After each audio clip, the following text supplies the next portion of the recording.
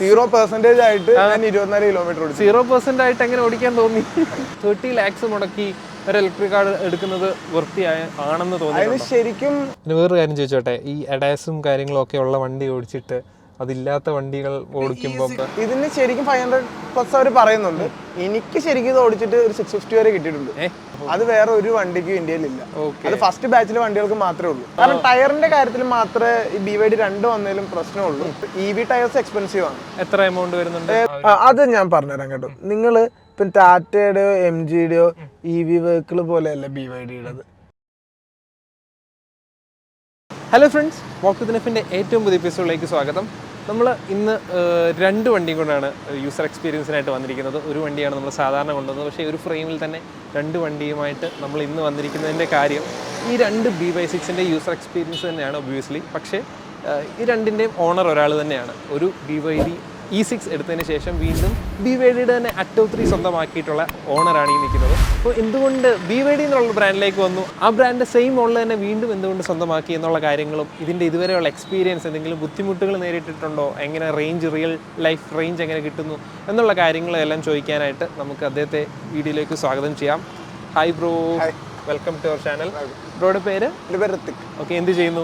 ഞാൻ ബേസിക്കലി ഒരു wedding ഫോട്ടോഗ്രാഫറാണ്. Okay, എറണാകുളത്ത് നമുക്കൊരു ഓഫീസൊക്കെ ഉണ്ട്. ഓഫീസിലുണ്ട്. Okay okay. അപ്പം BYD എന്ന് പറയുന്നത് പുതിയൊരു കമ്പനിയാണല്ലോ. ഇന്ത്യയിൽ കാർ മാനുഫാക്ചറിങ്ങിൽ കുറച്ച് നാളെ ഉള്ളൂ, 2 വർഷമേ ആയുള്ളൂ. അപ്പോൾ പുതിയൊരു കമ്പനി വന്നപ്പോഴേ എങ്ങനെ ഇതിലോട്ട് അട്രാക്റ്റഡ് ആയി ഒരു BYD എടുക്കണം എന്നുള്ള ഒരു? ബേസിക്കലി ഈ ഒരു ഇലക്ട്രിക് വണ്ടികളുടെ സെഗ്മെന്റിലേക്ക് ഞാൻ പോകാൻ ആദ്യം നോക്കിയപ്പോഴത്തേക്കും ആദ്യം ടാറ്റയുടെ വണ്ടികളായിരുന്നു ഇവിടെ ഇന്ത്യയിൽ അവൈലബിൾ ആയിട്ടുണ്ടായിരുന്നു. ഓക്കെ. അപ്പം ഫസ്റ്റ് ടാറ്റ MG ഇത് രണ്ടുമായിരുന്നു ഏറ്റവും കൂടുതൽ മാർക്കറ്റിൽ പേര് കേട്ടോണ്ടിരുന്നത്. ഫസ്റ്റ് തന്നെ ഞാൻ എടുത്തത് ആദ്യം ടാറ്റയുടെ ടിഗോറാണ്. ടിഗോർ EV ഫസ്റ്റ് ഞാൻ എടുത്തിട്ടുണ്ടായിരുന്നു. ഫസ്റ്റ് എടുത്തു, അതെങ്ങനെയുണ്ടെന്ന് നോക്കാൻ വേണ്ടി ഒരു ഇലക്ട്രിക് വണ്ടിയുടെ കാര്യങ്ങളെല്ലാം നോക്കാൻ വേണ്ടി എടുത്തതായിരുന്നു. അതിന്റെ ഒപ്പം തന്നെ എൻ്റെ കൂടെ ടാറ്റയുടെ തന്നെ ഹരിയർ എൻ്റെ കയ്യിൽ ഉണ്ടായിരുന്നു. ആ ഹരിയർ എൻ്റെ കയ്യിൽ നിൽക്കുമ്പോഴാണ് ഒരു ഇലക്ട്രിക് വെഹിക്കിൾ ഇറങ്ങിയപ്പോൾ ഫസ്റ്റ് ഇലക്ട്രിക് വെഹിക്കിളിലേക്ക് ഞാൻ പോയി. ഒരു സെക്കൻഡ് യൂസിനായിട്ട് ഫസ്റ്റ് ഇലക്ട്രിക് വെഹിക്കിളിലേക്ക് പോയി. എടുത്തു കഴിഞ്ഞപ്പോൾ അതിനൊരു 200 മാക്സിമം റേഞ്ച് കിട്ടുന്ന ഒരു വണ്ടിയായിരുന്നു ഞാൻ. അത് എടുത്തു കഴിഞ്ഞപ്പോൾ തന്നെ ഇലക്ട്രിക് വെഹിക്കിളിൽ ഭയങ്കരമായിട്ട് ഹാപ്പിയായി. അപ്പം ആ സമയത്ത് പക്ഷെ ആ വണ്ടിക്ക് കുറേ കാര്യങ്ങൾ പ്രോബ്ലംസ് ഫേസ് ചെയ്യുന്നുണ്ടായിരുന്നു. അപ്പം എനിക്ക് എൻ്റെ ജോലിയും കാര്യങ്ങളും എല്ലാം ആയിട്ട് ആ വണ്ടി വെച്ച് മുന്നോട്ട് പോകാൻ പറ്റാത്ത രീതിയിൽ ആ സമയത്താണ് മാക്സിമം നമുക്ക് റേഞ്ച് കൂടിയതും നമ്മുടെ യൂട്ടിലിറ്റി ഒക്കെ മാക്സിമം ഫുൾഫിൽ ചെയ്യുന്നൊരു കാറ് നോക്കിയത്. അങ്ങനെ നോക്കിയപ്പോഴാണ് BYD എന്നൊരു ബ്രാൻഡ് ഇന്ത്യയിൽ ഇപ്പോൾ അവൈലബിൾ ആയിട്ടുണ്ടെന്ന് അറിഞ്ഞത്. പിന്നെ ഈ പറയുന്ന പോലെ വണ്ടി ഇന്ത്യയിൽ പുതിയതാന്നേ ഉള്ളൂ, പക്ഷേ ഇലക്ട്രിക് കാർ വെഹിക്കിൾസിൽ ലോകത്ത് തന്നെ ഏറ്റവും മുന്നിൽ നിൽക്കുന്ന ബ്രാൻഡും ടെസ്ലയ്ക്ക് ഉൾപ്പെടെ ബാറ്ററി കൊടുക്കുന്ന കമ്പനിയാണ് ഈ BYD എന്ന് പറയുന്നത്. മറ്റു ബ്രാൻഡുകളെ പോലെ ഉള്ള പ്ലാറ്റ്ഫോമിൽ ഇലക്ട്രിഫൈ ചെയ്ത് ഇറക്കുകയല്ല ഇവര്, അതിനായിട്ടുള്ള പ്ലാറ്റ്ഫോം സ്വന്തമായിട്ടുള്ള ഇതിൻ്റെ അകത്ത് ഉപയോഗിച്ചിരിക്കുന്ന എല്ലാ സാധനവും BYDയുടെ തന്നെ സാധനം, അല്ലാതെ പുറത്തുനിന്നൊരു കമ്പനി ചെയ്യണ പോലെയോ ഒന്നും ചെയ്തിരിക്കണല്ല. അപ്പൊ അതിൻ്റെതായിട്ടുള്ള ഗുണങ്ങളും കാര്യങ്ങളും എല്ലാം കിട്ടിയിട്ടുണ്ട് ഫസ്റ്റ് ഇലക്ട്രിക് വെഹിക്കിളിൽ നിന്ന് തന്നെ ഉണ്ട്. അപ്പം അങ്ങനെയാണ് BYDയിലോട്ട് അട്രാക്റ്റഡ് ആയത്. അപ്പം അങ്ങനെ E6 എടുത്തു. ഇത് വാങ്ങിയിട്ട് ഇപ്പം എത്ര കാലമായി? ഇതിപ്പോൾ വാങ്ങിച്ചിട്ട് ഒരു 2.5 കൊല്ലം കഴിഞ്ഞു.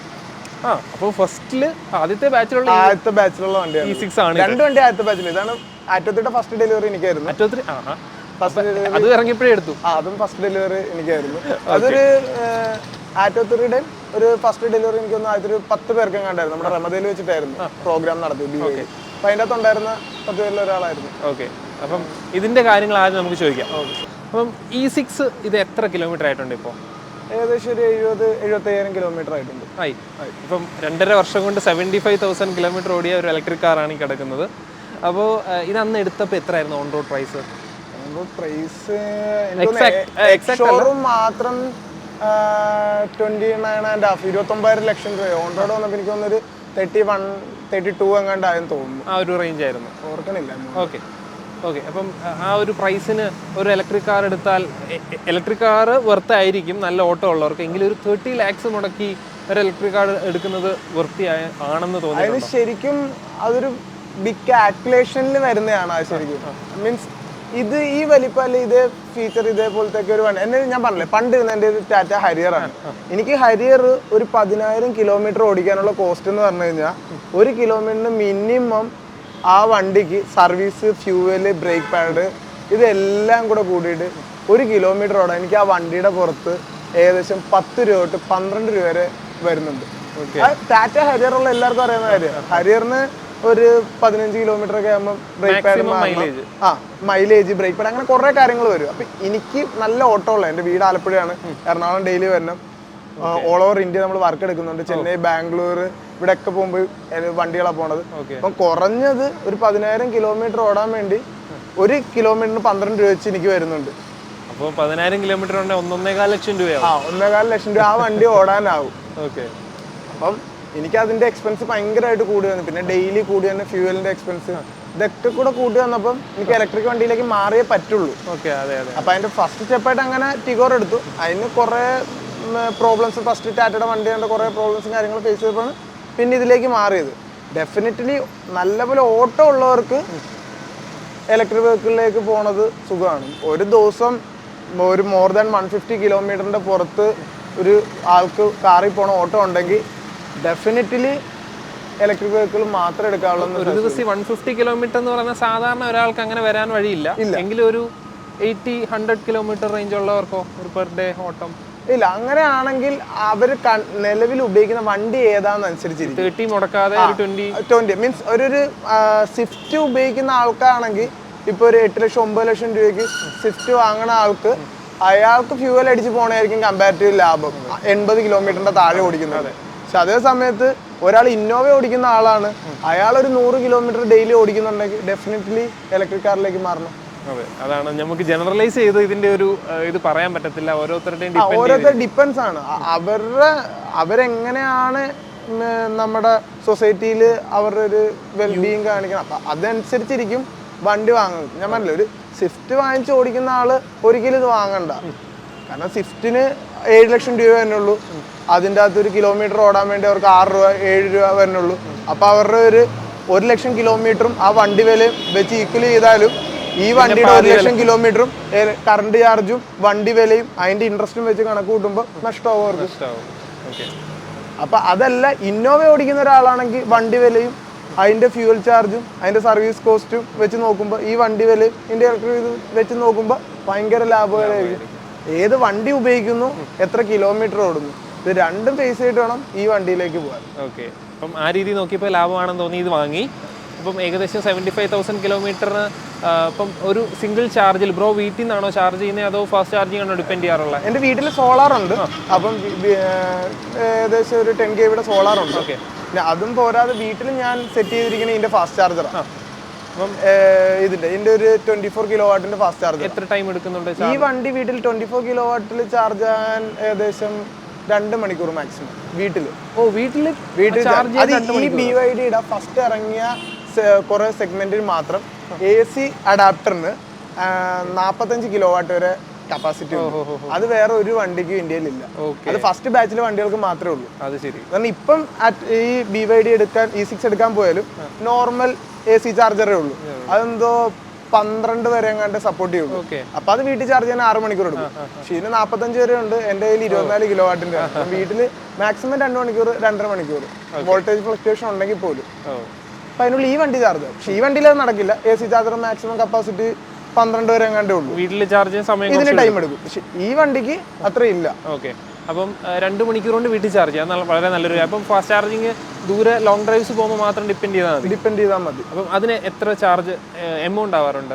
ഒരു ഫുൾ ഫാസ്റ്റ് ചാർജ് ഒരു 20-30% ഒരു ടോപ്പ് അപ്പ് ചെയ്യണമെന്നുണ്ടെങ്കിൽ?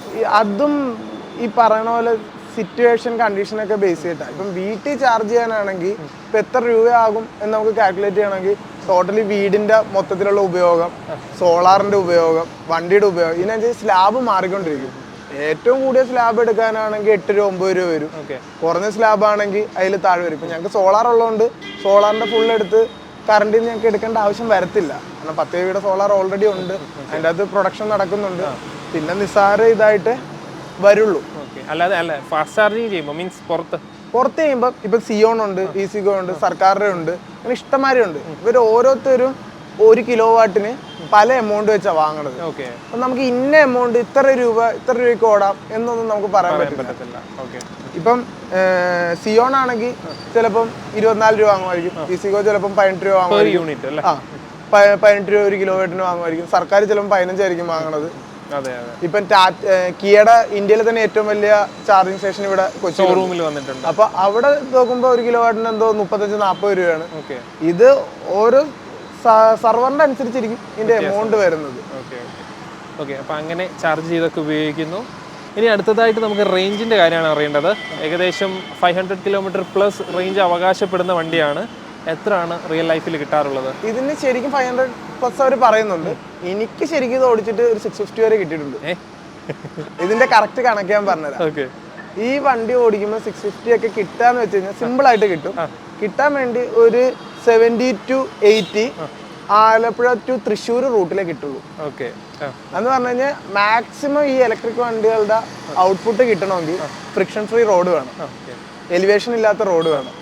പിന്നെ അതേപോലെ തന്നെ ഓടിക്കുന്ന ആൾക്ക് ഈ വണ്ടിയുടെ സയൻസ് എന്താണെന്ന് അറിഞ്ഞിരിക്കും. അപ്പോഴേ ഈ വണ്ടിയിൽ നിന്ന് നമുക്ക് മാക്സിമം ഉള്ള കറണ്ടിൽ ഈ വണ്ടി ഓടിക്കാൻ പറ്റുള്ളൂ. റീജനറേഷനും കാര്യങ്ങളും. എക്സാമ്പിൾ ഇപ്പം വരുവാണ്, നമ്മളിപ്പോൾ ഒരു സിഗ്നൽ നമുക്കൊരു 300 മീറ്റർ അല്ലെങ്കിൽ 400 മീറ്റർ മുമ്പേ നമുക്ക് കാണാം റെഡ് സിഗ്നൽ ആണെങ്കിൽ. അപ്പം നമ്മൾ ഇവിടുന്ന് 300 മീറ്റർ മുമ്പേ നമ്മൾ റെഡ് സിഗ്നൽ കണ്ടാലും ഇവിടുന്ന് നമ്മൾ ആക്സിലേറ്റർ കൊടുത്ത് പോയിട്ട് അവിടെ ചെന്ന് സഡൻ ബ്രേക്ക് പിടിക്കുകയാണെങ്കിൽ ഇതിന്റെ ഫുൾ എനർജി നേരെ അവിടെ പോവുകയാണ്, ബ്രേക്കിങ്ങിൽ പോവുക. ചില സമയത്ത് നമ്മൾ നേരത്തെ അത് കണ്ട് അപ്പോഴേ ആക്സിലേറ്ററിൽ നിന്ന് കാലെടുക്കുകയാണെങ്കിൽ ഇവിടുന്ന് അവിടം വരെ ഉള്ള എനർജി റീജനറേഷൻ നടന്നുകൊണ്ടിരിക്കുകയാണ്, ഗെയിൻ ചെയ്യുവാണ് അവിടെ. അപ്പം അത് ഓർത്ത് വണ്ടി ഓടിക്കണം. പിന്നെ നമ്മൾ ആക്സിലേറ്റർ കൊടുക്കുകയാണെങ്കിലും ഇപ്പോൾ ഓടി അങ്ങോട്ട് പോണതിന് പകരം ഗ്രാജുവലി പോകാനാണെങ്കിൽ അപ്പോഴും റേഞ്ച് കൂടും. പിന്നെ അതേപോലെ തന്നെ ഇതിൻ്റെ അകത്ത് AC ഇടുന്നത്, AC-യുടെ ഫാൻ സ്പീഡ് എന്തൊരു അഡ്ജസ്റ്റ് ചെയ്യുന്നു അതിന് മാറാറുണ്ട്. പിന്നെ ഇതിൻ്റെ അകത്ത് ഇരിക്കുന്ന ആൾക്കാരുടെ വെയിറ്റ്, ഇത്ര ആൾക്കാർ കൂടുന്നു. ഇപ്പം ഞാൻ 650 കിട്ടുന്നതെന്ന് പറഞ്ഞു കഴിഞ്ഞാൽ ഞാൻ ഒരാൾ ഇരുന്നിട്ട് അതിൻ്റെ അകത്ത് AC-യുടെ സ്പീഡ് 1-ലിട്ട് നോർമൽ കൂളിംഗ് മാക്സിമം തന്നെ ഇട്ടിട്ട് ഇവിടെ ആലപ്പുഴ എറണാകുളം വരെ റൂട്ടിൽ ഓടിയിട്ടാണ്, അല്ലെ ആലപ്പുഴ തൃശ്ശൂർ റൂട്ടിൽ ഓടിയിട്ടാണ് നമുക്ക് കിട്ടുന്നത്. ഇതിൻ്റെ എക്സാക്റ്റ് കിട്ടണമെങ്കിൽ തന്നെ ഇപ്പം ഒരു 99% ആണെങ്കിൽ 99 ആകുമ്പോൾ എത്ര കിലോമീറ്റർ ആണ് ആയത്, അവിടുന്ന് പെർസെൻറ്റേജ് റീസെറ്റ് ചെയ്ത് പിന്നെ 89 ആകുമ്പം വരെ എത്ര ഓടി എന്ന് നോക്കണം, ഇൻറ്റു 10 ചെയ്യണം. അപ്പോഴാണ് ഇത് കറക്റ്റ് കിട്ടുക. അങ്ങനെ എനിക്ക് ഒരു 650-680 വരെയൊക്കെ ഇതിൻ്റെ അകത്ത് കാണിച്ചിട്ടുണ്ട്. പക്ഷെ അതിലും കൂടുതൽ ഇത് കിട്ടും. കാരണം ഞാനിത് 24 കിലോമീറ്റർ ഓടിച്ചിട്ടുണ്ട്. ഈ വണ്ടി 0% ആയിട്ട് ഞാൻ 24 കിലോമീറ്റർ ഓടിച്ചു. 0% ആയിട്ട് എങ്ങനെ ഓടിക്കാൻ തോന്നി? വേറെ മാർഗ്ഗമില്ല, ചാർജിംഗ് സ്റ്റേഷനിലെത്തണ്ടേ. എത്തിയോ? എത്തി. ഓ, ഒരു കുഴപ്പമില്ലാതെ എത്തി. അത് ശരി. 0-ൽ ഒരു റിസർവ് 20 കിലോമീറ്റർ കണ്ടു പോകുന്ന കേട്ടിട്ടുണ്ട്. ഇത് 24 ഓടി. അതും ഈ പറയണ പോലെയാണ്. വണ്ടി 0 ആകുമ്പോൾ നമ്മൾ മനസ്സിലാക്കണം വണ്ടിയുടെ എഫിഷ്യൻസി എവിടെയൊക്കെ കുറയ്ക്കാം. പാട്ട് കേൾക്കണം, മാറ്റണം, AC മാറ്റണം, പിന്നെ അതേപോലെ തന്നെ ഫാൻ ഓഫ് ചെയ്യണം. ഇനി ഇതൊക്കെ ചെയ്താലും ചില്ല് മുഴുവൻ താത്തിയിടല്, ചില്ല് മുഴുവൻ താത്തിയിട്ട് കഴിഞ്ഞാൽ പിന്നെ ഫ്രിക്ഷൻ കൂടും. അപ്പൊ കാര്യങ്ങൾ എങ്ങനെ അത് കുറയ്ക്കാം എന്ന് നോക്കി നമ്മൾ ഓടിച്ചപ്പോൾ അവിടെ എത്തി. ചിലപ്പോൾ അതിൽ കൂടുതൽ ഓടിയാനേ വണ്ടി. റേഞ്ച് കൂടുതൽ കിട്ടും. അന്നും പറഞ്ഞ് ഈ വണ്ടി എടുത്തിട്ട് AC ഇട്ട് ഫാൻ ഫുൾ സ്പീഡ് ഇട്ട് ഫുള്ള് ലോഡ് കയറി കഴിഞ്ഞാൽ 550 ആത്തില്ല, 450 ആയില്ല കേട്ടോ. 500 ഈ വണ്ടിക്ക് പറയണത് ഒരു 80 കിലോമീറ്റർ സ്പീഡിൽ അല്ലെങ്കിൽ 90 കിലോമീറ്റർ സ്പീഡിൽ എറണാകുളം ടു തൃശ്ശൂർ പോയാൽ എങ്ങനെ ഓടിച്ചാലും ഫുൾ ആൾ ഇരുന്നാലും ഫുൾ AC ഇട്ടാലും 500 കൺഫേം. 500 കിട്ടും, എന്തായാലും കിട്ടും. അതുപോലെ അത് ഈ പറഞ്ഞ പോലെ ആക്സിലറേഷൻ റീജനറേഷനും പ്രോപ്പർ ആയിരിക്കണം. പക്ഷെ അതല്ലാതെ ഭയങ്കര നമ്മൾ റാഷ് ഡ്രൈവ് ചെയ്യുക, ഇതൊന്നും നമ്മൾ ശ്രദ്ധിക്കണില്ല, കെയർ ചെയ്യുന്നില്ല. ഒന്ന് കെയർ ചെയ്യണില്ലെങ്കിൽ ഒരു 450 കിട്ടും. 450 എങ്ങനെ കളിച്ചാലും കിട്ടിയിരിക്കും. അതിൽ താഴത്തേക്ക് ഈ വണ്ടി പോകില്ല. പിന്നെ 75,000 കിലോമീറ്റർ ഓടിയ സ്ഥിതിക്ക് സർവീസസ് എന്തായാലും കുറേ എണ്ണം ചെയ്ത് കാണും. അപ്പം എത്ര എമൗണ്ട് സർവീസ് കോസ്റ്റുകൾ ആകാറുണ്ട്? സർവീസ് കോസ്റ്റ് എല്ലാ സർവീസിനും ബിലോ 2000 വരത്തുള്ളൂ. എല്ലാ സർവീസിനും. അത് ടാറ്റ ഹാരിയർ ഒക്കെ യൂസ് ചെയ്തിട്ട് ഇതിലോട്ട് വന്നപ്പോൾ ഭയങ്കര ഹാരിയർ ഒരു 15,000 കിലോമീറ്റർ ഓടുമ്പോൾ 20,000 രൂപ വേണം. പിന്നെ 2,000 രൂപ മതി ഏകദേശം. അത് വീൽ അലൈൻമെന്റും വീൽ ബാലൻസിംഗ് ഒന്നും കൂട്ടാതെ. Wheel alignment, wheel balance. Okay. അപ്പം 75,000-ൽ എത്ര പ്രാവശ്യം ടയർ ചേഞ്ച് ചെയ്യേണ്ടി വന്നിട്ടുണ്ട്? ടയർ ഒരു പ്രാവശ്യം ചേഞ്ച് ചെയ്തു. ഒരു പ്രാവശ്യം 4 ചെയ്തു.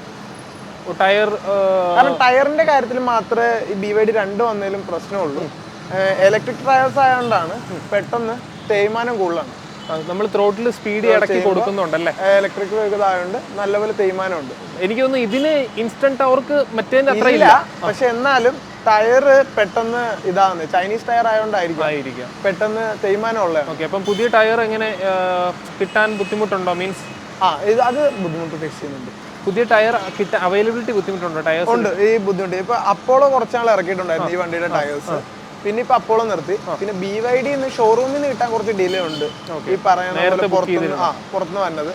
അതല്ലാതെ വേറെ ടയർ ആ പ്രശ്നം മാത്രമേ ഉള്ളൂ. നമുക്ക് നേരത്തെ അറിയാൻ പറ്റും, ഇപ്പൊ ഒരു 5000 കിലോമീറ്റർ മുമ്പേ ടയർ മാറേണ്ടി വരും എന്നറിയാം. അപ്പൊ നമ്മൾ നേരത്തെ ബുക്ക് ചെയ്ത് എടുത്താൽ മതി. പക്ഷെ ടയർ എക്സ്പെൻസീവ് ആണ്, EV ടയേഴ്സ് എക്സ്പെൻസീവ് ആണ്. എത്ര എമൗണ്ട് വരുന്നുണ്ട്? ഏകദേശം ഒരു ടയറിന് 12,000 രൂപയുടെ അടുത്ത് വരുന്നുണ്ട്. EV ടയേഴ്സിന്. ഇതിന് 17 ഇഞ്ചാണോ അതോ ഇത് 17? ഇത് മിഷലിന്റെ ആണ് ഇട്ടേക്കുന്നത്. ഇതിപ്പം ടയർ മാറിയിട്ടേ, ഇത് EV ടയർ അല്ല ഇട്ടേക്കണം. ഇതിപ്പോ ഒരു രണ്ടാമത് സെറ്റ് ഇട്ടപ്പം EV ടയർ ഇട്ട് കഴിഞ്ഞാൽ റേഞ്ച് കുറയും, അങ്ങനെ കുറെ കാര്യങ്ങൾ മിത്തുകൾ പറയുന്നുണ്ട്. അത് ശരിക്കും ഉണ്ടോ ഇല്ലേ എന്താണ് അതിന്റെ കറക്റ്റ് എന്ന് അറിയാൻ വേണ്ടി 4 ടയറും നോർമൽ ടയർ ഇപ്പൊ ഇട്ടേക്കണം. ആദ്യം 2 ഇട്ടു നോർമല്, റേഞ്ച് വ്യത്യാസം ഒന്നും വന്നില്ല. ഇപ്പം 2 കൂടെ ഇട്ടിട്ടുണ്ട്. നിലവിലും റേഞ്ച് വ്യത്യാസം ഒന്നും കാണിക്കണില്ല. പക്ഷെ കുറെ പേര് പറഞ്ഞുണ്ടാക്കുന്നുണ്ട് EV ടയർ ഇട്ടില്ലെങ്കിൽ ഇത് വരും. കാരണം EV ടയറിന് 12,000 രൂപ 11,000 രൂപ വരുമ്പോ നോർമലിന് 8 രൂപ 9 രൂപയൊക്കെ മാക്സിമം വരുന്നത്. അതാണ് ടയറിന്റെ ഒരു എക്സ്പെൻസ് വരുന്നത്. പിന്നീട് അതുപോലെ വേറെ എന്തെങ്കിലും പാർട്സ് മാറ്റേണ്ടതായിട്ട് വന്നിട്ടുണ്ടോ ഇത്രയും കാലം? ഈ 2 വണ്ടിയുടെ ഗുണം അതാണ്, ഒരു കംപ്ലൈന്റ് ഇല്ല. എനിക്ക് ഫോർഡിന്റെ എക്കോസ്പോർട്ട് ഉണ്ടായിരുന്നു, പിന്നെ നിസാൻ സണ്ണി ഉണ്ട്, പിന്നെ ഫോർഡ് ഫിഗോ ഉണ്ടായിരുന്നു, പിന്നെ ഈ ടാറ്റയുടെ 2 ഉണ്ട്, ഹരിയർ ഉണ്ടായിരുന്നു. ഇതിലൊക്കെ കംപ്ലൈന്റുകൾ ഇങ്ങനെ വന്നോണ്ടിരിക്കും. ഈ 2 വണ്ടിയിലും ഇതൊരു സിംഗിൾ കംപ്ലൈന്റ് പോലും വന്നിട്ടില്ല. ടെൻഷൻ ഫ്രീ ആയിട്ട് കൊണ്ടു നടക്കാം, ഒരു കംപ്ലൈന്റ് പോലും വന്നിട്ടില്ല.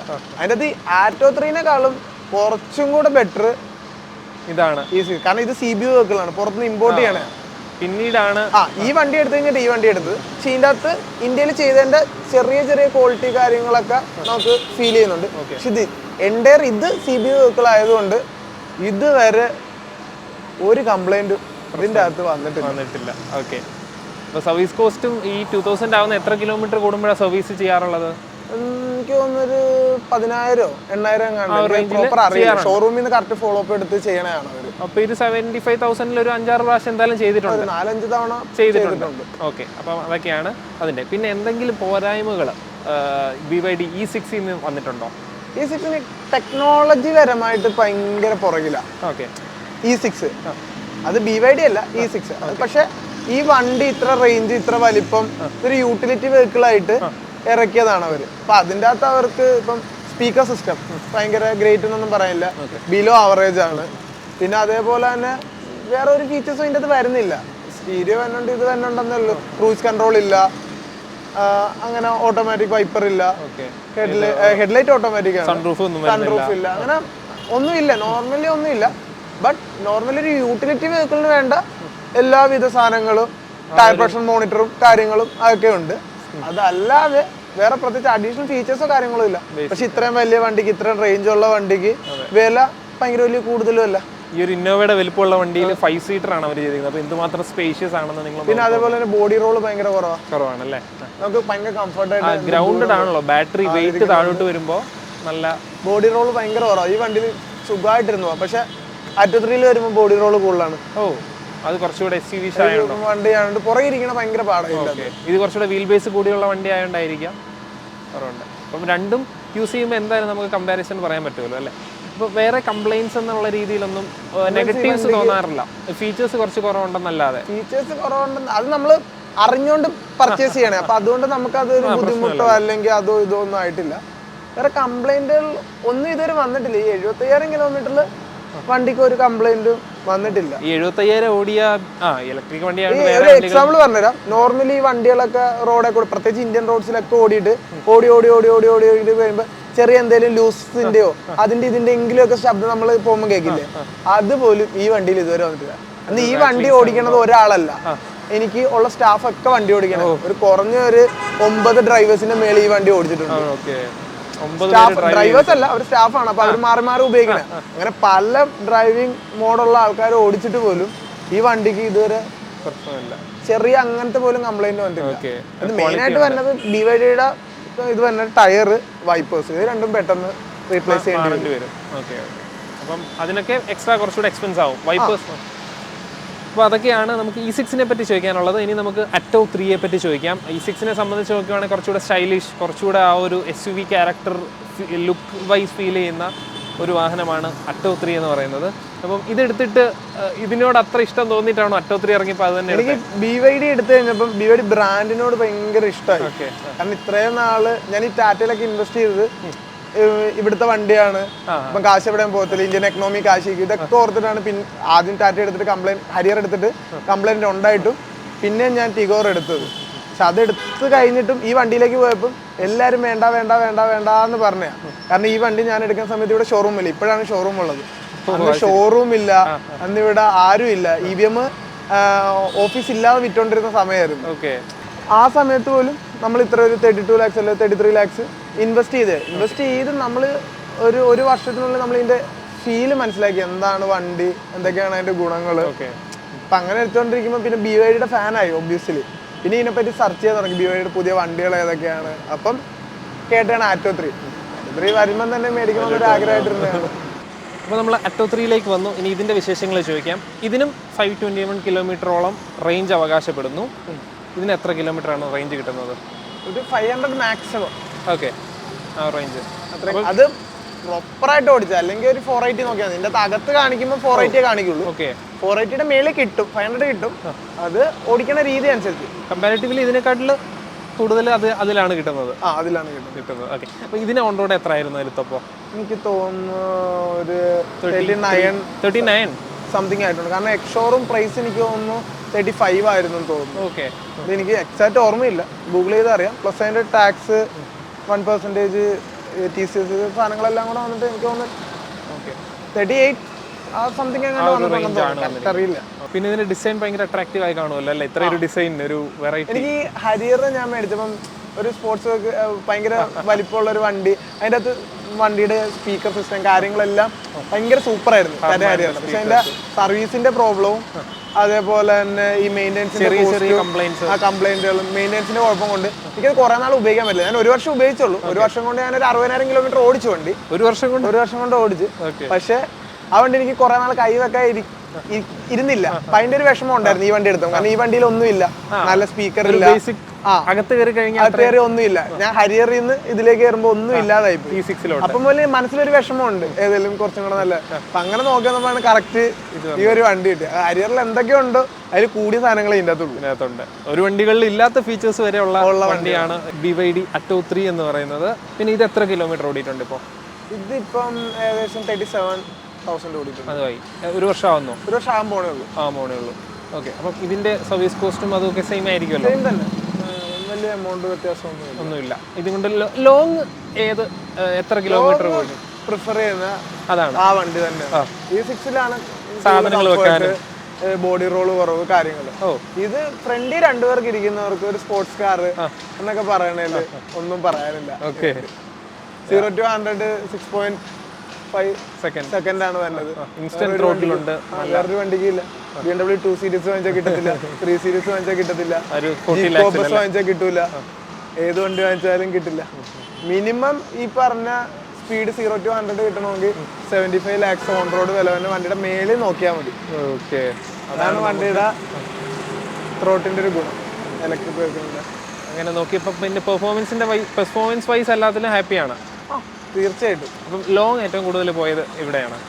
വണ്ടിയിൽ 2 വണ്ടിയിലും ബാംഗ്ലൂർ പോയിട്ടുണ്ട്, കോയമ്പത്തൂർ പോയിട്ടുണ്ട്. അത്ര മാക്സിമം ഈ വണ്ടി അത്രേ പോയിട്ടുണ്ട്, ബാംഗ്ലൂർ. അപ്പം എത്ര പ്രാവശ്യം ചാർജ് ചെയ്യേണ്ടി വരാറുണ്ട്? ഒരു ഡിഫറൻസ് ആണ്, അതാണ് ഓടിക്കുന്ന പോലെ ഇരിക്കും. ഇത് ഈ വണ്ടി എന്ന് പറഞ്ഞാൽ നമ്മൾ അടിച്ചു പിന്നിച്ച് പോകണം. ഒരു 100ന്റെ താഴത്തേക്ക് നോക്കിയാ വേണ്ടി വണ്ടി. കാരണം നമ്മൾ ആക്സിലേറ്റർ കൊടുക്കുമ്പോഴേ വണ്ടി 100 ആയിരിക്കും. അതിനെപ്പറ്റി ചിന്തിക്കാനില്ല, അതിങ്ങനെ ഓടിക്കൊണ്ടിരിക്കും. പിന്നെ ഇത് എത്ര ത്രോട്ട് കൊടുത്താലും എത്ര ഇതൊക്കെയാന്ന് പറഞ്ഞാലും ഈ വണ്ടി ഒരു 420 എങ്ങനെ കിട്ടും? എത്ര സ്പീഡിൽ കളിച്ചാലും 420 കിട്ടും. എന്തിട്ട് എങ്ങനെ ചെയ്തെന്ന് പറഞ്ഞാലും ചാർജ് ചെയ്യുന്നതൊക്കെ ഡിപ്പെൻസ്. നമ്മൾ ഓൾറെഡി ടിഗോർ ഉണ്ടായിരുന്നു, പിന്നെ ഈ വണ്ടി ഇപ്പം നമ്മൾ ഏകദേശം ഇപ്പോൾ 1-2-3 വർഷത്തോളമായി ഈ ഇലക്ട്രിക്. നമുക്ക് ഓൾറെഡി ചാർജിങ് സ്റ്റേഷൻസ് കാണാൻ അറിയാം, വണ്ടി എന്തോരം ഓടുന്ന അറിയാം, കണ്ടീഷൻ എന്തായിരിക്കും ഓൾറെഡി അറിയായിരിക്കും. ഇതിനകത്ത് അത്ര വലിയ ടെൻഷൻ ഒന്നും എനിക്ക് ഇതുവരെ ഫേസ് ചെയ്തിട്ടില്ല. ഓക്കെ. പിന്നെ അറ്റോത്രിയിൽ ഫേസ് ചെയ്യേണ്ടി വന്ന എന്തെങ്കിലും സർവീസ് അല്ലെങ്കിൽ പാർട്സിന്റെ ഇഷ്യൂസോ അങ്ങനെ എന്തെങ്കിലും ഉണ്ടോ? ഇല്ല, നിലവിൽ എനിക്ക് ഈ 2 വണ്ടിക്കും BYDയുടെ അടുത്തുനിന്ന് പാർട്സോ സർവീസിന്റെ കാര്യത്തിലോ ഒരു രീതിയിലുള്ള ബുദ്ധിമുട്ട് വന്നിട്ടില്ല. പിന്നെ ഞാൻ ഈ BYDയുടെ 2 വണ്ടികളുടെയും വാട്സാപ്പ് ഗ്രൂപ്പിലുള്ളതാണ്, ഓണേഴ്സിന്റെ. അപ്പം സെയിം ഇത് തന്നെ, ഇതിൻ്റെ അകത്തൊന്നും അങ്ങനെ വലിയ മേജർ കംപ്ലൈന്റുകളോ കാര്യങ്ങളോ ഒന്നും ആരും റൈസ് ചെയ്തോ സർവീസ് പ്രോപ്പറായിട്ട് കൊടുക്കാത്ത ഒന്നും കേട്ടിട്ടില്ല. ഇനിഷ്യൽ ഇൻവെസ്റ്റ്മെന്റ് മാത്രമേ ഉള്ളൂ. പിന്നെ ഓടിച്ച് നടക്കുക എന്നുള്ളതാണ്. ഇവിടെ കേരളത്തില് ഈ പറഞ്ഞ പോലെ EVM ഭയങ്കര സൂപ്പറായിട്ട് 2 വണ്ടിയുടെ സർവീസ് ചെയ്യുന്നുണ്ട്. ഞാൻ അപ്പോടെ ഒരു കംപ്ലൈന്റ് E6-നാണ് കേട്ടത്. എന്തോ മോട്ടറിന് എന്തോ ഒരു കംപ്ലൈന്റ്, ഒരു ബ്ലാക്ക് E6-നെങ്ങാണ്ട് ഞാൻ കേട്ടിട്ടുണ്ടായിരുന്നു. പക്ഷെ അത് തമിഴ്നാട്ടിലെങ്ങാണ്ട് കൊടുത്ത വണ്ടിയായിരുന്നു. പക്ഷെ അത് റീപ്ലേസ്ഡ് തന്നെ കൊടുത്തെന്നാണ് ഞാൻ അറിഞ്ഞത്. അല്ല, വേറെ കംപ്ലൈന്റ് ഒരു കസ്റ്റമറിന്റെ അടുത്ത് ഞങ്ങളുടെ ഗ്രൂപ്പിലോ കാര്യങ്ങളിലോ ഒന്നും കംപ്ലൈന്റ്സ് ഒന്നും വരാറില്ല. ആദ്യം E6 ഇറങ്ങിയപ്പോൾ ഒരു പ്രശ്നം തന്നെ, ഇതിന്റെ സാധനങ്ങളൊന്നും മേടിക്കാൻ കിട്ടില്ല. ഇപ്പൊ ആക്സസറീസ് ഒന്നും ഒന്നും വാങ്ങാൻ കിട്ടില്ല. ആഫ്റ്റർ മാർക്കറ്റ് ഒന്നും ചെയ്യാൻ പറ്റില്ല, ഒന്നും വാങ്ങാനില്ല, അങ്ങനത്തെ കുഴപ്പം. പിന്നെ E6-ന്റെ ഒരു കാര്യം പറഞ്ഞിട്ട് ഹെഡ്ലൈറ്റിന്റെ പവർ കുറവാണ്. ഹെഡ്ലൈറ്റിന് പവർ കുറവാണ്. ഈ സംഭവം ഇത് നമ്മൾ രാത്രി പോകുമ്പോൾ നമുക്ക് ടെൻഷനാവും. ഇതിന്റെ ഹെഡ്ലൈറ്റിന് ബീമാണേലും ഡിമ്മാണേലും വെട്ടം കുറവാണ്.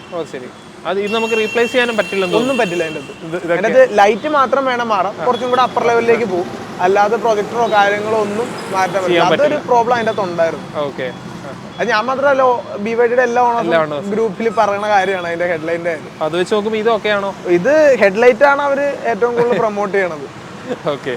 അപ്പോൾ ഇത്രയൊക്കെ പറഞ്ഞ സ്ഥിതിക്ക് ഇതിന്റെ അകം കാണിച്ചില്ലെങ്കിൽ നിങ്ങൾക്ക് വിഷമാകും. അതുകൊണ്ട് നമുക്ക് ഇന്റീരിയറിലോട്ടൊന്ന് കയറി ജസ്റ്റ് ഒന്ന് കാണിക്കാം. എനിക്ക് ഇതിന് മുമ്പ് ഉള്ളതിൽ 360 ഡിഗ്രി ഉള്ള, ഇപ്പൊ ഹരിയറിലാണെങ്കിൽ 360 ഡിഗ്രി ഒന്നും ഇല്ലായിരുന്നു അതിനകത്ത്. അല്ല, അതിന്റെ റിവേഴ്സ് ക്യാമറയിലൊന്നും ഇത്ര ക്വാളിറ്റി ഒന്നും കാണില്ല. റിവേഴ്സ് ക്യാമറയിൽ ഹരിയറിന്റെ ഒന്നും ഇത്രയും ക്വാളിറ്റി ഇല്ല. ഇത് നല്ല ക്വാളിറ്റി ഉള്ളതാണ് ക്യാമറയും കാര്യങ്ങളും എല്ലാം. എടുത്ത് നോക്കാനാണേലും ഏത് സൈഡ് ആണേലും പിന്നെ റെക്കോർഡിംഗ് ഉണ്ട് ഇതിന്റെ. ഇതാണ് ഡ്രൈവർ റെക്കോർഡ് ചെയ്യുന്ന ക്യാമറ. ഇത് ഫുൾ ടൈം റെക്കോർഡിംഗ് ആയിരിക്കും. എത്ര ദിവസത്തെ ബാക്കപ്പ് കിടക്കും? നമ്മൾ മെമ്മറി കാർഡ് ഇടുന്ന പോലെയാണ്. BYD നമുക്ക് ഒരു 64 GB എങ്ങാണ്ട് തരുന്നുണ്ട്. ഇതിനകത്ത് എന്താ ഗുണം എന്ന് വെച്ച് കഴിഞ്ഞാൽ ചേസ് നമ്പർ കാണും, വണ്ടി ആക്സിലേറ്റർ കൊടുക്കുന്നതാണ്, എല്ലാവരും സീറ്റ് ബെൽറ്റ് ഇട്ടുണ്ടോ, എത്ര ആൾക്കാർ സീറ്റ് ബെൽറ്റ് ഇട്ടിട്ടുണ്ട്, വണ്ടിയുടെ സ്പീഡ് എത്ര, ആക്സിലറേഷൻ എത്ര കൊടുക്കുന്നുണ്ട്, ബ്രേക്കിംഗ് എന്തോരം ഡെപ്തിലാണ് പിടിച്ചത്, ആക്സിലറേഷൻ എന്തോരം ഡെപ്തിലാണ്, ഇൻഡിക്കേറ്റർ ഇട്ടിട്ടുണ്ടായിരുന്നോ വണ്ടിക്ക്, ആക്സിഡന്റ് പറ്റുമ്പോ ഹെഡ്ലൈറ്റ് ഹൈ ബീം ആയിരുന്നോ ലോ ബീം ആയിരുന്നോ, പിന്നെ ടൈം, പിന്നെ അഡാസ് ഓൺ ആയിരുന്നു ഓഫ് ആയിരുന്നു, വർക്ക് ചെയ്യുന്നുണ്ടായിരുന്നു, അഡാസ് ആണോ ബ്രേക്കിംഗ് പിടിച്ചത്, എന്താണ് ഹൈലി ആക്യുറേറ്റ് ആയിട്ട് ഇതിന്റെ അത് കാണിക്കും. ഓക്കെ. സീറ്റിന്റെ ക്വാളിറ്റി, പിന്നെ ആംബിയൻ ലൈറ്റിംഗ് വരുന്നുണ്ട്. ഇത് 7-8 കളറോളം വരുന്നുണ്ട് പല പല ഷെയ്ഡ്സിൽ.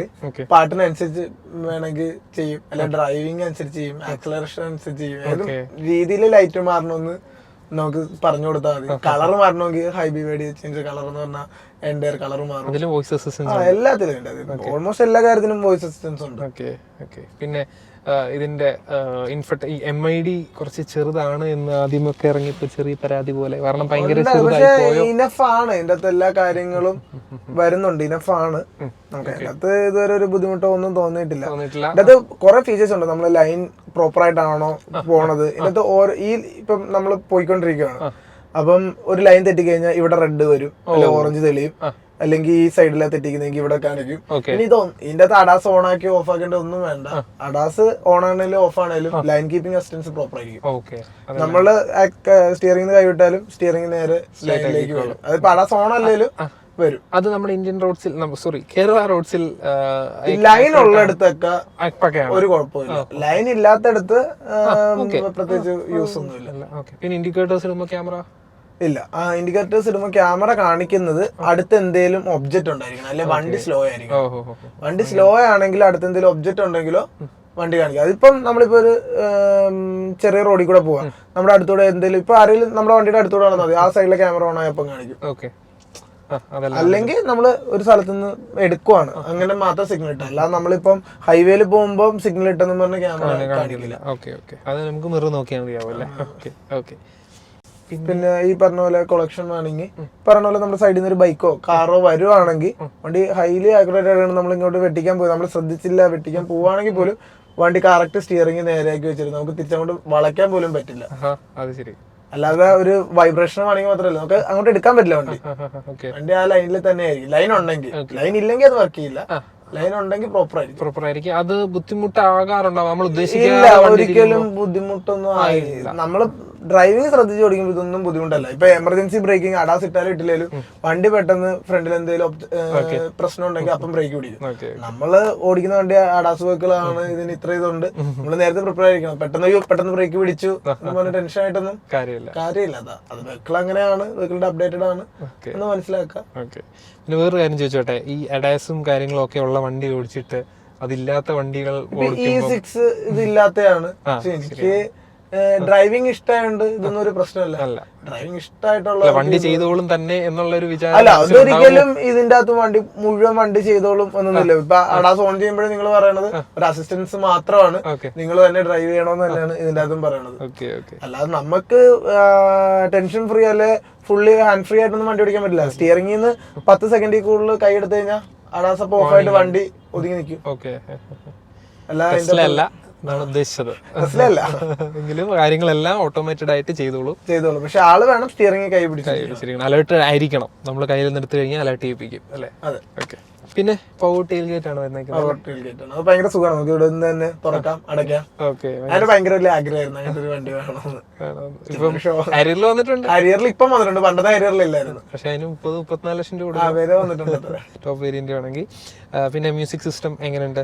സ്പീക്കേഴ്സ് അടിപൊളി. ഒന്നും ആ ഒരു വിഷമം ഇതില് ഹരിയറിനെ ഹർമൻ ഖാനെ വരുന്നത്.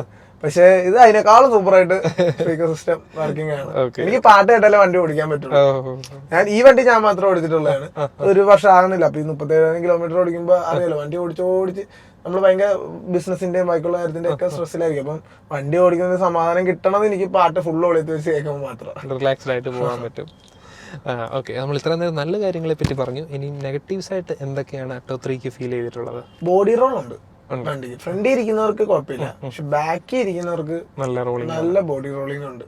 നല്ല കർവ്സ് ഉള്ള റോഡ്സ് ഒക്കെ കൂടുതൽ പോകുമ്പോ, പിന്നെ അതേപോലെ തന്നെ വണ്ടിക്ക് ഇൻഷ്യൽ പവർ കൂടുതലായിട്ട് നമ്മൾ എടുക്കുമ്പോ പുറകെ ഇരിക്കുന്നവർക്കൊക്കെ നല്ല ഫീൽ വരും. അത് ബാക്കിലേക്ക് കാണാൻ മാത്രമല്ല, വണ്ടിക്കൊരു പറഞ്ഞ ബോഡി റോളിന്റെ പ്രശ്നം ഉണ്ട്. ഇതിന്റെ ഓപ്പോസിറ്റ് ആണ് അതിനൊട്ടും ബോഡി റോൾ ഇല്ല, പക്ഷെ ഇതിന് ബോഡി റോൾ വേനുണ്ട്. ഇപ്പം ഫ്രണ്ടിൽ ഇരിക്കുന്നവർക്ക് രണ്ടുപേർക്കും യാതൊരുവിധ കുഴപ്പമാണ്. പുറകെ ഇരിക്കുന്നവർക്ക് എനിക്ക് ബോഡി റോൾ പെട്ടെന്ന് ഫീൽ ചെയ്യുന്ന കൂട്ടത്തില്ല. ഞാനൊരു ദിവസം ഈ വണ്ടിയുടെ പുറകിൽ ഡയറക്റ്റ് ഇരുന്നപ്പോഴാണ് എനിക്ക് അത്രയും ഫീല് മനസ്സിലായത്. ഞാനൊരു കൂടിപ്പോയൊരു 8-9 കിലോമീറ്റർ ഇരുന്നിട്ടുള്ളൂ. പിന്നെ കയറി ഫ്രണ്ടിൽ ഇരുന്നിട്ട് ഹാപ്പി ആണ്. ഞാൻ ഒരു ചായയും കൂടെ കുടിച്ചിട്ടാണ് പിന്നെ എനിക്ക് പോകാൻ പറ്റി. അത്ര ബോഡി റോളിന്റെ ഒരു പ്രശ്നമുണ്ട്. വേറെ എന്തെങ്കിലും പ്രശ്നമുണ്ടോ? വേറെ നിലവില് പ്രശ്നങ്ങളൊന്നും എനിക്ക് വന്നിട്ടില്ല. വേറെ ഉള്ളവരുടെ റിപ്പോർട്ടും ഞാൻ കേട്ടില്ല. ഗ്രൂപ്പിലൊക്കെ വരുമ്പോഴത്തേക്കും ആരെങ്കിലും എന്തെങ്കിലും ഒക്കെ ഉണ്ടെങ്കിൽ പറയണേ. ഇവരങ്ങനെ പറഞ്ഞില്ല. കുറെ ഗ്രൂപ്പ്സ് കാണുമല്ലോ. രണ്ടിന്റെ ഓണേഴ്സിന്റെ ഗ്രൂപ്പ് ഉണ്ട്. ആറ്റോത്രിയുടെ ഓണേഴ്സ് ഗ്രൂപ്പ് ഉണ്ട്, BYDയുടെ E6ന്റെ ഓണേഴ്സ് ഗ്രൂപ്പ് ഉണ്ട്. അതുകൂടാതെ ഇലക്ട്രിക് കാർസിന്റെ ഗ്രൂപ്പ്. അതിന്റെ അകത്തൊന്നും ഞാൻ ആക്റ്റീവ് അല്ല. ഞാൻ ചോദിക്കാൻ വന്നത്, ഇപ്പം MG ZS EV അല്ലെങ്കിൽ കുറെ EVs ഉണ്ടല്ലോ, അത് ഞാൻ പറഞ്ഞുതരാം കേട്ടോ. നിങ്ങള് ഇപ്പം ടാറ്റയുടെയോ MGയുടെയോ EV വെഹിക്കിൾ പോലെയല്ല BYDയുടേത്. BYDക്ക് ഈ പറഞ്ഞ കംപ്ലൈന്റുകളൊന്നുമില്ല. ഞാൻ MGയുടെ വണ്ടി 1 മാസം കയ്യിൽ വെച്ചിട്ടുണ്ടായിരുന്നു, എങ്ങനെ ഉണ്ടെന്ന് അറിയാം. എങ്ങനെ ഉണ്ടെന്ന് അറിയാം. പിന്നെ ടിഗോർ സ്വന്തമായിട്ട് ഉണ്ടായിരുന്നു. ഇതൊക്കെ വെച്ചിട്ട് ഇതിനൊക്കെ ചാർജിങ് സ്റ്റേഷനിൽ പോകുമ്പോൾ ചെറിയ ചെറിയ കംപ്ലൈന്റുകള്, ഇപ്പൊ ആ ബഗ്ഗുകളൊക്കെ മാറ്റിയിട്ടുണ്ട്. ഞാനിത് 2 കൊല്ലം മുമ്പുള്ള കാര്യമാണ് പറയുന്നത്. 2 കൊല്ലം മുമ്പ് ഈ പറഞ്ഞ കംപ്ലൈന്റുകൾ കാര്യങ്ങളൊക്കെ മേജർ ആയിട്ട് ഈ വണ്ടികൾക്കൊക്കെ ഉണ്ടായിരുന്നു. പക്ഷെ ഈ വണ്ടിയിലേക്ക് വന്നിട്ട് ഇതുവരെ അങ്ങനത്തെ ഒരു പ്രശ്നങ്ങളോ കംപ്ലൈന്റുകളോ BYDകൾക്ക് ഒന്നും ഇല്ല. 2 വണ്ടികൾക്കും ഇല്ല. അതാണ് കാരണം നമുക്ക് ഏറ്റവും വേണ്ടത് ടെൻഷൻ ഫ്രീ ആയിട്ട് വണ്ടി ഓടിക്കണം. ഏതെങ്കിലും ചാർജിങ് സ്റ്റേഷനിൽ പോയി കഴിഞ്ഞാൽ ചാർജ് ചെയ്യുവോ ചാർജ് ചെയ്യാതിരിക്കുവോ ഇതൊക്കെ വന്നു കഴിയുമ്പോഴത്തേക്കും പ്രശ്നമാവും. അപ്പൊ ഈ പറഞ്ഞ പോലെ നമ്മൾ എവിടെയെങ്കിലും ചെല്ലുമ്പോൾ ചാർജ് ചെയ്യാൻ പറ്റിയില്ലെങ്കിലോ അതൊക്കെ ഞങ്ങളുടെ ബിസിനസ്സിലാണെങ്കിൽ ഭയങ്കര പ്രശ്നമായിരിക്കും. കല്യാണത്തിന് താമസം ചെന്നാലോ ഇതൊക്കെ ചെന്നാലോ ഭയങ്കര പ്രശ്നമാവും. പക്ഷെ അതിനൊന്നിനും ഈ വണ്ടിക്ക് അങ്ങനത്തെ ഒരു പ്രശ്നം ഉണ്ടായിട്ടില്ല. ഇതുവരെ ഇത്ര കിലോമീറ്റർ ഓടിച്ചിട്ട് വണ്ടി കാരണം താമസിപ്പിച്ചിട്ടില്ല. ഒരു ബ്രേക്ക് ഡൗണോ കാര്യങ്ങളോ ഒന്നും വന്നിട്ടില്ല. അപ്പം അതൊക്കെയാണ് നമുക്ക് എക്സ്പീരിയൻസ് ചോദിച്ചു തരാനായിട്ടായിരുന്നു. വളരെ ഡീറ്റെയിൽഡ് ആയിട്ട് തന്നെ 2 വണ്ടിയുടെയും 2 BYD ഓൺ ചെയ്യുന്നതിൻ്റെ എക്സ്പീരിയൻസ് ആണ് നമ്മൾ പറഞ്ഞത്. ഒരു ബ്രാൻഡ് ഒരു മാനുഫാക്ചറേഴ്സിൻ്റെ തന്നെ 2 വണ്ടി ഓൺ ചെയ്യണമെങ്കിൽ ആ ബ്രാൻഡിനോട് അത്ര വിശ്വാസം ഉണ്ടായിട്ടായിരിക്കും അതുകൊണ്ട് ബ്രോയ്ക്കും അതേ വിശ്വാസമുണ്ട് എന്നാണ് പറയാനുള്ളത് അല്ലേ. അപ്പം താങ്ക് യു സോ മച്ച് മാൻ. നല്ലൊരു യൂസർ എക്സ്പീരിയൻസ് നമുക്ക് ഷെയർ ചെയ്തു, വളരെ നന്ദി. ഇനി ഇലക്ട്രിക് കാർസ് നോക്കുന്നവർക്ക് BYDയോ അല്ലെങ്കിൽ ഏത് വാഹനങ്ങൾ നോക്കുന്നവർക്കും യൂസ്ഫുൾ ആയിട്ടുള്ള പല കാര്യങ്ങൾ ഈ വീഡിയോയിലുണ്ട്. അപ്പം നിങ്ങൾക്ക് വീഡിയോ ഇഷ്ടപ്പെട്ടു എന്ന് വിചാരിക്കുന്നു. നമ്മുടെ യൂസർ എക്സ്പീരിയൻസസും കാർ റിവ്യൂസ്, ബൈക്ക് റിവ്യൂസ് ഒക്കെ കാണാൻ നമ്മുടെ ചാനൽ സബ്സ്ക്രൈബ് ചെയ്യുക. നമ്മൾ പുതിയ വീഡിയോ ആയിട്ട് വീണ്ടും വരുന്നതായിരിക്കും. അതുവരേക്കും ഗുഡ് ബൈ.